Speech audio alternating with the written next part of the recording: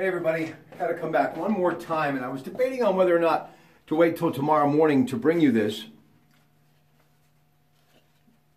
I saw it trending earlier on my smartphone from Scott Pelley in the CBS Evening News, and I think it's very significant. You know, we were just talking about everything that was happening in the world of late, from Syria to North Korea and all of the issues with Russia. You need to be concerned if you live in this country.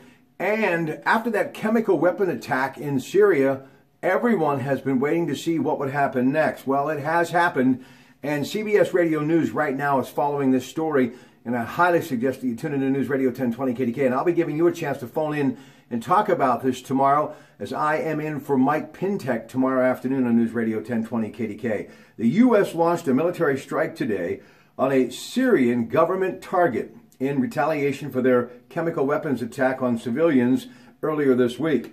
President Trump's orders U.S. warship 50 to 60 Tomahawk cruise missiles into a Syrian government airbase. So that story continues to unfold, and we will follow it with CBS Radio News and the award-winning KDK Radio Newsroom.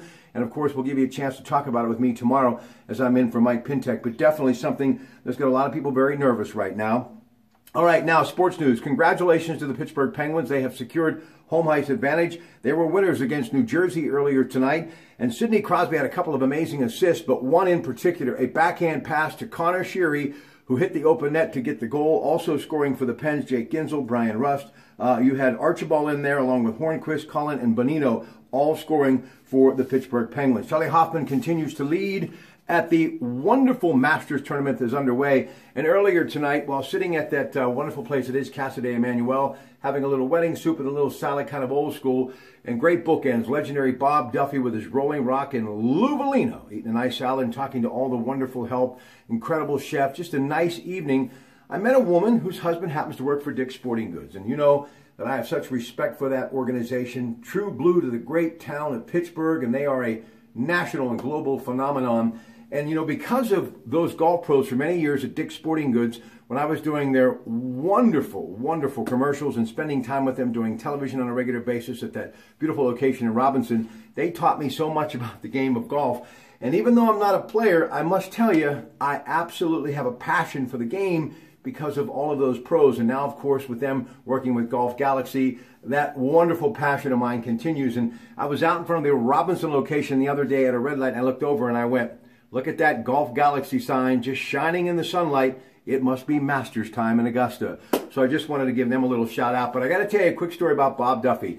You know, the Pirates home opener is tomorrow. He, at one time, was the sports editor of the Evening Review and taught me a lot about East Liverpool sports,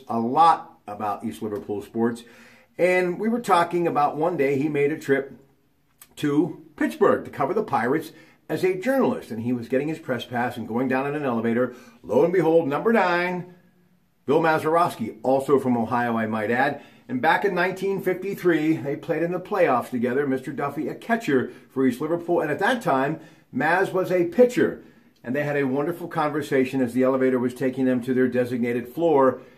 And he said he couldn't have been more humble or better to me than anything I could imagine other than number 9 and that kid from Eastern Ohio, Bill Mazeroski. So a great story, and I think a perfect way to get you ready for opening day tomorrow. And don't forget, KDK Morning News, the entire radio row, 93.7 The Fan, Y108, and Star 100.7. Hey, put your tassel cap on, get a black and gold pirate scarf, and hey, root the Buccos on as they take on Atlanta tomorrow afternoon at 105, 93.7 The Fan. Ivan Nova will get the start. And something just trending from the Beaver County Times within the last couple of hours, and you know me when it comes to real estate and development, get very excited. And of course, Frank Vesio and the Center Township Planning Commission, just good people who recently doing some great work with Rhino Productions that you're going to be seeing exactly what their footprint is here in Western Pennsylvania, and it is growing every day because of their efforts and good people like Frank Vesio and that entire Center Township Planning Commission. But 11 parcels of land are going on the block as far as around the Beaver Valley Mall that are owned by the company that bought them for $24 million just a few months ago, the Nadbar Company. But anyway, these parcels are really right now occupied by many businesses, but according to those in the know, like Michael Gavin, who's an attorney for the Philadelphia-based engineering firm who's putting this all together, he says they will have the option to buy.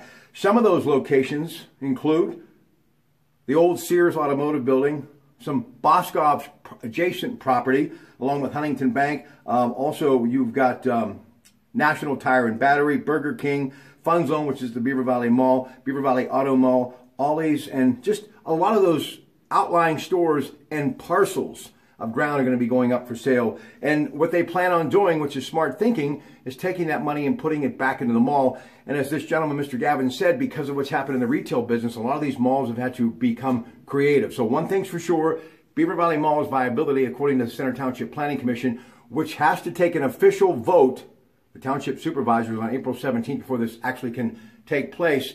They are thinking outside the box, and they're going to keep it creative and keep it fresh. And the good thing for those of us who love the Beaver Valley Mall and the whole experience, it's going to be around for a while. So, ladies and gentlemen, remember, 24/7, Steve Sheets, they're open for business.